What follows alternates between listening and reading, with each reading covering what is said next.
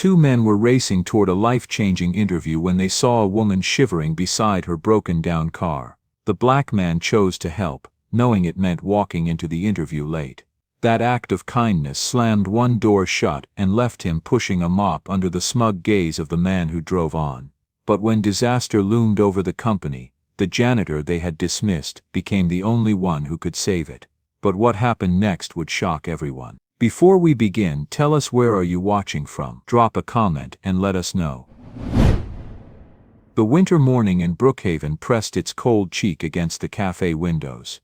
Nathan Carter sat at a small table near the door, the steam from his black coffee curling upward and fading into the bustle of people rushing past. His old navy suit was pressed as sharply as the worn fabric would allow, the creases holding the care he had put into them the night before on his kitchen counter with a towel and a borrowed iron. In front of him lay his resume, printed on paper bought a single sheet at a time from the copy shop. He traced each line with his eyes, memorizing the story it told. In his wallet, tucked behind his transit card, was a photograph of his father in a workman's uniform, broad hands resting on his knees, smiling with quiet pride. On the back, in faded ink, were the words, "Son, always do the right thing." Nathan touched them with his thumb, letting the weight of that promise settle in his chest. The door opened and a gust of cold air swept in ahead of a scent of expensive cologne. "Cappuccino, extra foam," a voice ordered. The man glanced around the room until his eyes landed on Nathan, who was scanning the bus map on his phone. "Whitestone?" he asked, his tone casual but measuring. Nathan looked up. "Administrative director interview," he said, steady and simple. "Same here," the man replied, stepping closer, the polished charcoal suit fitting him like a glove. "Daniel Brooks." His handshake was quick, firm, the kind of grip that came from a life where confidence had never been in short supply. "You know," Daniel said, glancing toward the frost-fogged street, "it's too cold to wait for buses. Let's take a taxi. I know the quickest way." Nathan hesitated. A taxi was a small luxury he hadn't planned for, but the thought of arriving late weighed heavier. He nodded. "All right." They stepped outside together, breath clouding in the frigid air. Daniel raised his arm, and a cab pulled over as if it had been waiting just for him. Inside, the heater thawed Nathan's fingers while Daniel filled the silence. "MBA from London, 4 years at Halloway and Mason, 2 in logistics for a Dallas firm. I know how to make a company scale." He adjusted his cufflinks and flashed a smile. "Whitestone needs someone with polish. They'll notice." Nathan listened, offering small nods. "I studied economics for a while. Had to leave when my mother got sick. Been working ever since." Daniel's eyes flicked over Nathan's suit, pausing at the scuffed shoes. His smile thinned. "Let's hope they're not too particular about appearance or background." The words were light on the tongue, but the edge in them cut just fine. Nathan kept his gaze forward, steady. "I'm counting on them noticing the work." Daniel gave a small laugh through his nose, the kind of sound that suggested he didn't expect Nathan to be competition. "Work is good, but looking the part, that's what gets you in the room." The taxi turned onto Whitestone Avenue, buildings of glass and steel rising ahead like monuments to those who had already made it. That was when Nathan saw her, a silver sedan pulled onto the shoulder, hood up, a pale thread of smoke curling into the cold air. A woman in a winter coat stood beside it, one glove off, phone pressed to her ear, eyes fixed on the engine like she could will it into life. "Pull over," Nathan said to the driver before he'd fully decided to speak. Daniel snapped his gaze to him. "No, keep going," he told the driver. He checked his watch, his brow tightening. "We're already cutting it close. This interview, Nathan, this could change everything for you, for me. And between the two of us," he let the rest hang in the air, his glance saying more than his words. Nathan's jaw tightened. "She needs help." Daniel leaned in, voice low and sharp. "They won't hire someone who shows up late, especially not someone who looks like they just climbed out from under a car. This is your one shot, man, one. You're really going to throw it away." The words pressed on Nathan's chest. He could see the boardroom in his mind, the folder with his name on it, the panel glancing up. He could also see the photograph in his wallet and hear his father's voice. "Always do the right thing."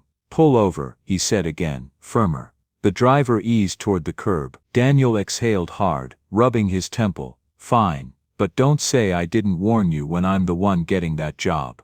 Nathan stepped into the wind, the cold biting through his jacket. Gravel crunched under his shoes as he approached the woman.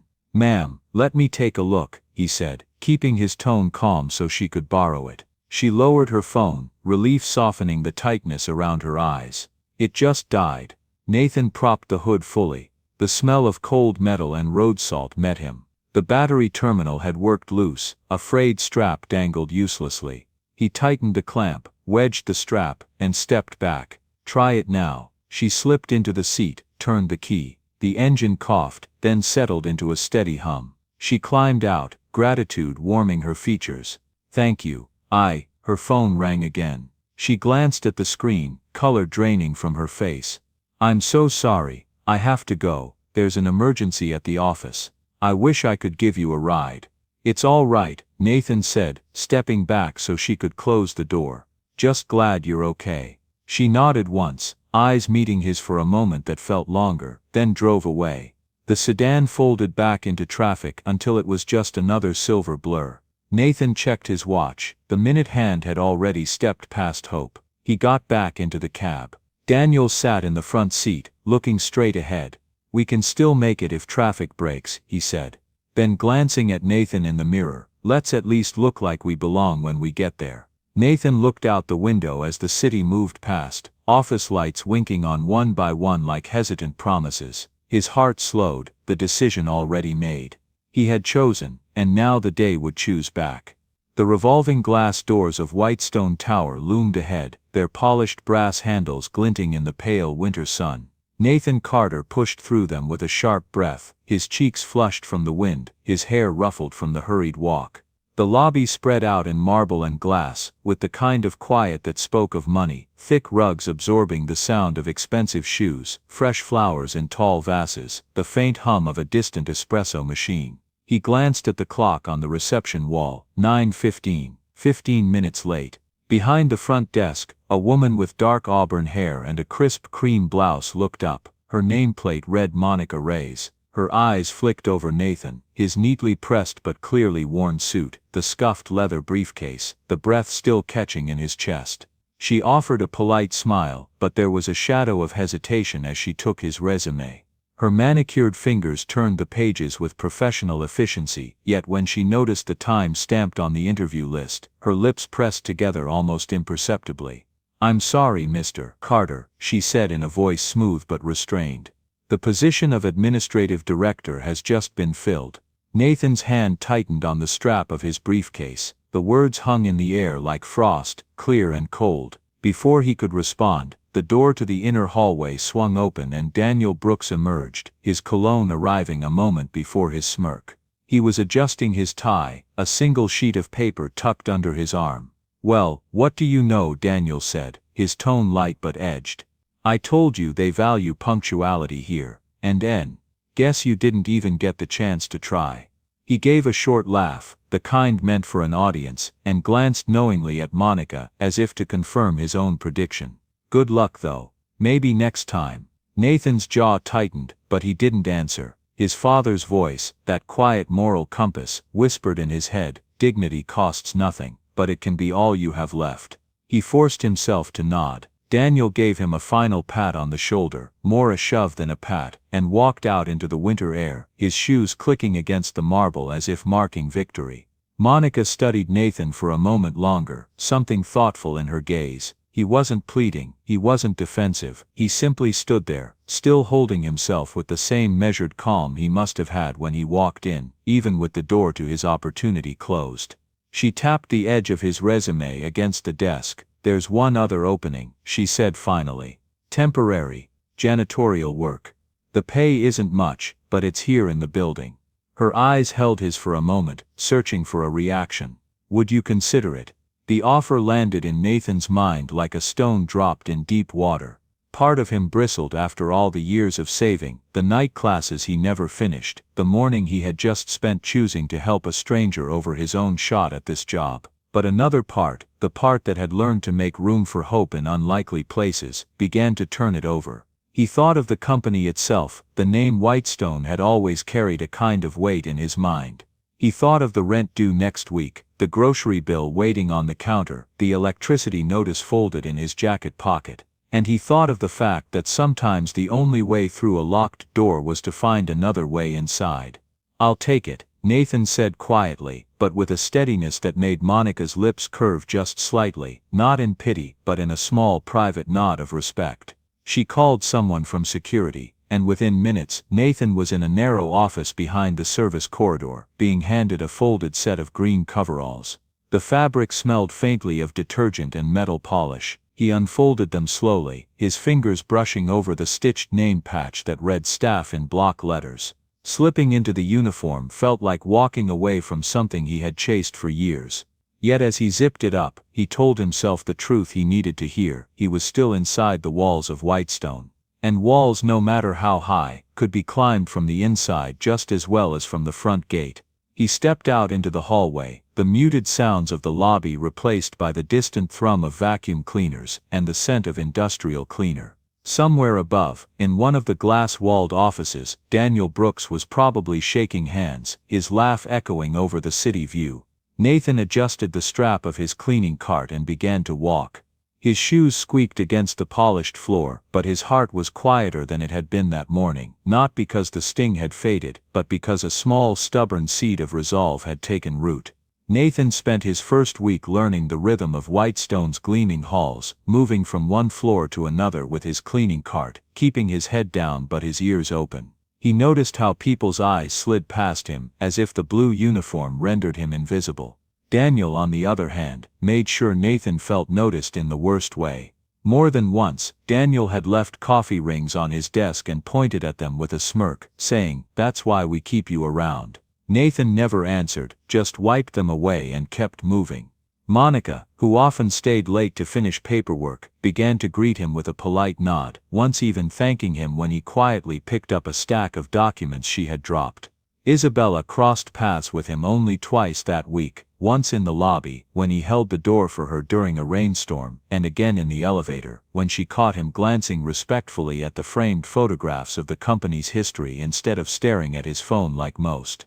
By the end of the week, he knew which offices were locked after hours and which ones were left ajar, and he understood something important at Whitestone: doors, literal and otherwise, opened only when someone decided you belonged on the other side. The first week at Whitestone passed in quiet, almost invisible routines.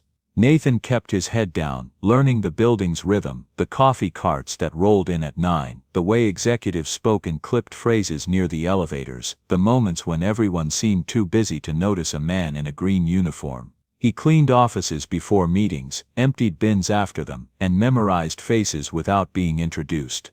On Wednesday afternoon, Monica asked if he could take care of the executive floor while the regular staff was on rotation. Her tone was polite, almost apologetic, as if she knew the assignment came with sharper eyes watching. "It's quiet up there," she said. "Just keep out of the way if a meeting's in session." That was how Nathan found himself outside Daniel Brooks's corner office, the skyline of Brookhaven stretching like a frozen river beyond the glass. Daniel was at his desk, flipping through papers with the distracted air of someone already thinking about his next appointment. The late afternoon light slanted through the tall glass windows of Whitestone's executive floor, painting the polished desks in warm gold. Nathan Carter pushed his cleaning cart along the hallway, the faint scent of lemon polish following him. His steps were steady, his mind half on the rhythm of work, half on the weight of the uniform he still wasn't used to wearing. In the corner office, Daniel Brooks sat behind a sleek black desk, tapping his pen against a thick stack of papers. "These," Daniel said, waving a bound report like it was nothing more than a takeout menu, "are the quarterly financials for the board. Big deal stuff." He flipped through a few pages without really looking, then slid the folder to the edge of the desk. "I just need to sign them after the meeting. Don't mess with the papers, all right?" His tone carried the same condescension as always, half joke, half command, as if Nathan were incapable of knowing which end of a pen was which. Daniel stood, grabbed his coat, and with a quick tap of his keyboard, locked the computer screen. "Back in 20, he said over his shoulder before disappearing into the hallway, leaving the faint echo of his cologne behind. Nathan bent over to dust the edge of the desk, his hand moving automatically over the smooth surface. That was when his eyes drifted, almost by accident, to one of the open pages in the report. He wasn't looking for trouble, but a number in the inventory column caught his attention. He frowned, leaning closer. The figure didn't match what he knew about standard margins.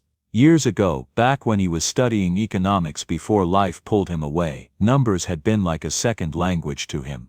This one read wrong. Not just a typo, wrong in a way that could cost Whitestone tens of thousands. He straightened slowly, his pulse ticking up. This was Daniel's responsibility. He could just walk away, pretend he never saw it. But the image of his father came to him, the day he'd lost his job for refusing to sign a doctored report. Nathan had been a teenager then, watching pride and pay vanish in the same breath. He glanced at the door, empty hallway. Daniel's computer sat in sleep mode, the screen dark. Nathan hesitated, only a second before sliding into the leather chair. His fingers hovered over the keyboard, then typed Daniel's password, a lazy obvious guess he had overheard once when Daniel bragged about how nobody could ever figure it out. The desktop blinked to life. Navigating through the folders, Nathan found the spreadsheet behind the printed report. The mismatched figures stared back at him like a warning light. He pulled out his phone and dialed a number he hadn't used in years. "Rick," he said quietly, when the voice answered, "I need you to confirm something for me. Inventory totals for the last quarter, warehouse beat." Rick, a friend from Nathan's short-lived job in logistics, grumbled but pulled the records. "That number in the report. It's off, way off. You didn't hear it from me, but it smells like somebody's trying to make the shortfall look smaller than it is." Nathan's jaw clenched. Whether it was a careless error or something more deliberate, leaving it would hurt the company. And Daniel wouldn't be the one paying for it. Someone else, someone lower, always did. He started correcting the figures line by line, his fingers moving with quiet precision. The office seemed to shrink around him, the hum of the air vents loud in the stillness. At any moment, Daniel could return, and Nathan knew exactly how this would look. An hourly janitor in the executive chair inside a director's computer. When he finished, he saved the file, printed a new report, and stacked it neatly on top of the original. He adjusted the angle of the stapled corner so it matched Daniel's usual style. No notes, no initials, no sign he had touched it. Just clean numbers where there had been costly mistakes. He stood, smoothed the green uniform over his chest, and picked up his dusting cloth again. By the time Daniel returned, chatting into his phone and tossing his coat over the chair, Nathan was back at the far side of the office, polishing the window trim. Daniel didn't glance at the papers. He didn't notice anything different at all. But Nathan felt the weight of what had just happened settle deep in his chest. Not pride, exactly, and not fear, but the strange mix of both that comes from knowing you've stepped beyond your place for the right reason. He pushed his cart out into the hallway, the wheels whispering against the carpet. No one would know, no one would thank him. But somewhere in the back of his mind, he thought of the company's name carved into the marble lobby and felt, for the first time since he put on the uniform, that he had more than just a broom in his hands.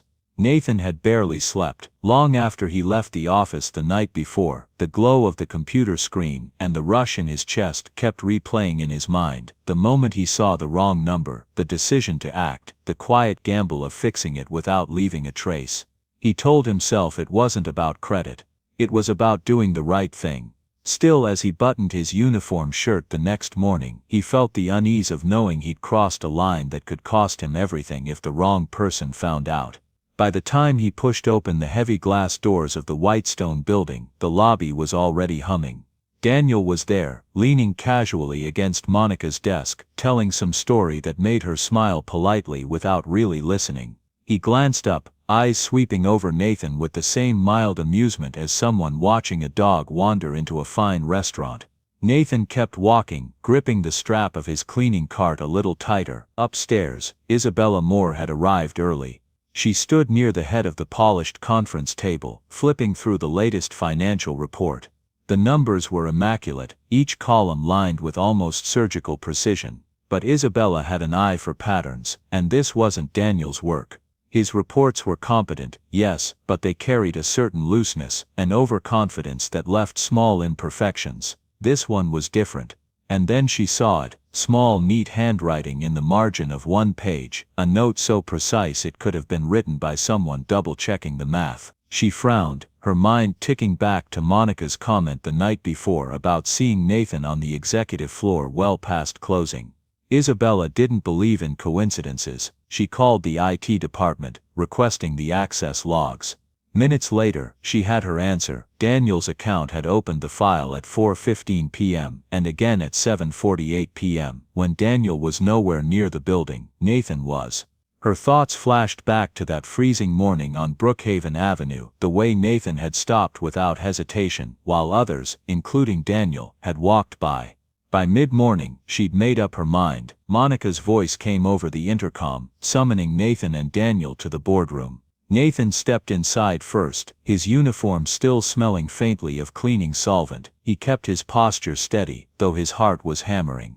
Daniel followed, crisp suit, polished shoes, cologne just strong enough to make his presence known before he spoke. Isabella gestured for them to sit, her face unreadable. "This," she began, laying the folder on the table, "is the financial report you submitted yesterday, Daniel." She slid it toward him, opening it to the marked page. "Would you like to explain why the original draft contained a $48,000 discrepancy in inventory?" Daniel's jaw tightened. "A clerical error. I corrected it before submission." "Did you?" Isabella's voice was calm, but sharper now. "Because the logs show your last edit at 4:15 p.m., then again at nearly 8 o'clock last night, when you were not in this building." Her gaze shifted to Nathan, but he was. Daniel gave a short humorless laugh. "With all due respect, Miss Moore, I doubt the janitorial staff is trained to read quarterly reports, much less correct them. Unless he was snooping where he shouldn't have been." The words hung in the air like a slap. Nathan felt them land heavy in his chest, the familiar weight of being reduced to a uniform and skin color. He opened his mouth to answer, but Isabella's voice cut in, steady and sure. "No," she said, her tone leaving no room for debate. "Nathan found a mistake that would have cost this company nearly $50,000. He verified it, corrected it, and returned the report without seeking recognition. While you were walking out the door, he was saving your department from embarrassment." Daniel shifted in his seat, his polished expression cracking just enough to reveal the anger underneath. Isabella didn't look away. "And one more thing, when I was stranded in sub-zero wind last week, he stopped to help me. You walked past without a glance." Silence pressed in. Nathan kept his hands folded in his lap, resisting the urge to drop his gaze. He wasn't sure if this was the moment his quiet gamble turned into something bigger, or something far worse. Isabella closed the folder with a soft thud and stood. "I expect better judgment from my executives," she said, her voice measured but final. "Daniel, you may go." Daniel rose stiffly, his eyes locking on Nathan with a glare that promised this wasn't over. Then he turned and left, his footsteps sharp against the marble. Nathan stood too, waiting for some indication of what came next. Isabella studied him for a long moment, as if weighing whether to say what was on her mind. Then she gave a small nod, one that felt almost like a promise, and dismissed him. As Nathan walked out into the corridor, the sound of his own footsteps felt different now. For the first time since he had put on the green uniform, he knew someone had seen past it. The air in Isabella's office still carried the weight of what had just unfolded. Daniel stood stiffly near the corner of the table, his hands shoved into his pockets, his jaw locked. Nathan was a few feet away, still in his green janitorial uniform, the faint scent of disinfectant clinging to his sleeves.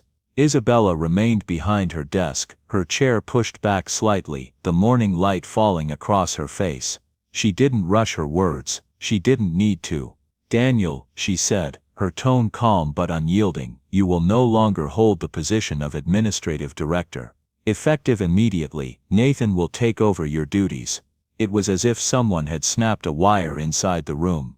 Daniel's eyes widened, then narrowed, a tight smile flickering across his lips like a dying flame. "You're replacing me with him." The emphasis on the last word carried the same quiet contempt he had worn since the day they met. "Yes," Isabella replied without hesitation. "And if you want to remain here at Whitestone, you may accept a role on the janitorial staff." For a long moment, no one spoke. Nathan could hear the faint ticking of the wall clock, each second stretching the silence thinner. Daniel's pride twisted on his face, his eyes darting between Isabella and Nathan as if there might be some hidden way out. Finally, with a breath that sounded more like a curse, he said. The word dropped like a stone in water, sinking fast. That afternoon, Nathan stood in the staff locker room for what felt like the last time as the man who cleaned floors. He unbuttoned the uniform jacket slowly, folding it with care before placing it on the hook. In its place hung a charcoal gray suit, pressed and ready. He slid into it, the fabric settling across his shoulders like a new skin. The knot of the tie drew snug at his throat, and for a moment, he just looked at his reflection in the small mirror. Same man, different armor. When he stepped out into the hallway, the marble beneath his shoes no longer felt like foreign ground. As he approached his new office, the glass walls caught his image, framing him against the sweep of the city skyline. Through the open doorway, he caught sight of Daniel in the distance, bent over a mop bucket, the scent of cleaning solution drifting faintly in the air. Daniel looked up for a fleeting second. Nathan gave him a small nod, not victory, not pity, just acknowledgement. Then he stepped inside his office and closed the door. 3 months later, the conference room was full, the low hum of conversation settling as Nathan stepped to the front. The city skyline framed him through the floor-to-ceiling windows, sunlight catching the edges of the charts on the screen behind him. He spoke with the same calm conviction he had used years ago when trying to explain to a stubborn neighbor why helping others mattered, only now, the stakes were bigger. Our hiring policies, he began, will be redesigned to open doors for candidates who have been overlooked, whether because of the color of their skin, their financial background, or the titles they've held before. Skills, integrity, and potential should be what counts. Heads nodded around the table. A young analyst near the back raised her hand. Why are you so certain this will work, that it will really change things here? Nathan smiled, the kind that started in his eyes before reaching his mouth. Because I used to mop these floors. Right here in this building. And now I'm standing here talking to all of you. If I can make that journey, then there's no reason someone else can't, if we give them the chance. There was a pause, the kind where the air feels full, as though the room itself was holding its breath. From the first row, Isabella watched him with quiet pride, her pen resting idly against her notebook. Out in the hallway, beyond the glass, Daniel was pushing a cart past the door. He slowed when Nathan's voice reached him. The words seemed to catch, holding him in place for a beat. His eyes flicked toward the room, toward the man he had once dismissed without a thought. Then without a word, he pushed the cart forward, the wheels whispering against the tile. Nathan's gaze swept the room one last time before he closed his presentation. Human dignity doesn't just change one person's life, he said, his voice steady. Given the chance, it can change an entire system. And in that moment, the quiet hum of the building felt different, not just the sound of business as usual, but the beginning of something that might outlast all of them. Join us to share meaningful stories by hitting the like and subscribe buttons. Don't forget to turn on the notification bell to start your day with profound lessons and heartfelt empathy.